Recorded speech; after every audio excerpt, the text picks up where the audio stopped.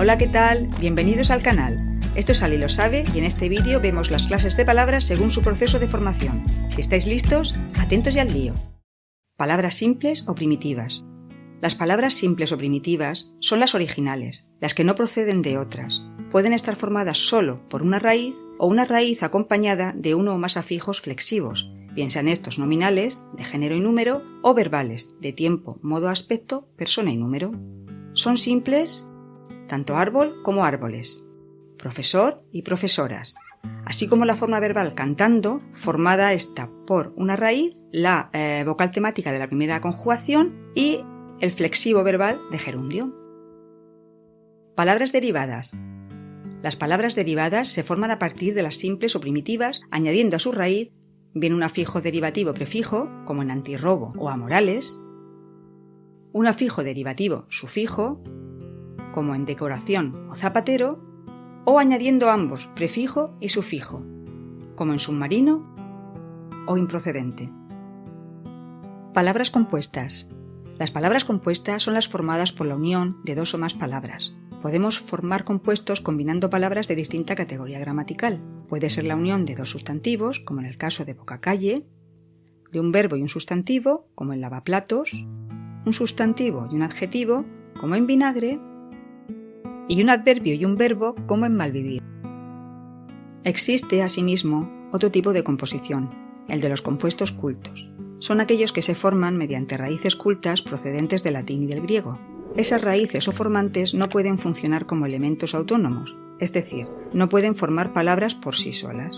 Algunos ejemplos de raíces latinas son multi en multiforme, de muchas o varias formas, omni en omnipotente, que todo lo puede, boro en herbívoro, que come hierba, y algunos de raíces griegas como geo en geólogo, que estudia la tierra, patía en cardiopatía, cuando nos referimos a una afección del corazón, o fobia en hidrofobia, cuando hablamos del miedo al agua.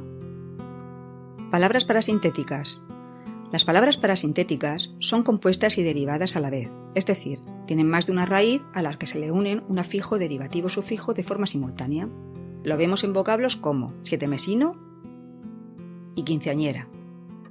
Como en casi toda regla existen excepciones, y un ejemplo de ello es el adjetivo hispanoamericano, que aun estando formado por dos raíces y un sufijo, no es una palabra parasintética, sino que es compuesta y derivada a la vez, ya que la composición y la derivación no se dan de forma simultánea. Primero se unen dos palabras para formar una nueva, Hispanoamérica, y a esa palabra compuesta se le añade posteriormente el sufijo ano para formar el adjetivo hispanoamericano. También hay que hablar de parasíntesis cuando se crea una palabra mediante adición simultánea de un prefijo y un sufijo, siempre y cuando las correspondientes derivadas no existan. Esto se cumple en desalmado. Es una palabra parasintética porque no existe solo con el prefijo, no existe desalma, ni solo con el sufijo, no existe almado, sino con ambas. Asimismo ocurre en enamorar y en embellecer. Y por último, las siglas. Las siglas son palabras que se forman por reducción de elementos y no por adición, como en el caso de las palabras derivadas compuestas o parasintéticas, ya que están formadas con las letras iniciales de cada uno de los términos que integran una expresión compleja. Se leen letra a letra. Son siglas PCE cuando nos referimos al Banco Central Europeo o IRPF si nos referimos al impuesto sobre la renta de las personas físicas. Sin embargo, hay un tipo de siglas que se leen por sílabas. Son los llamados acrónimos. Ejemplo de ello es ONU, Organización de las Naciones Unidas, u ONCE, Organización Nacional de los Ciegos de España.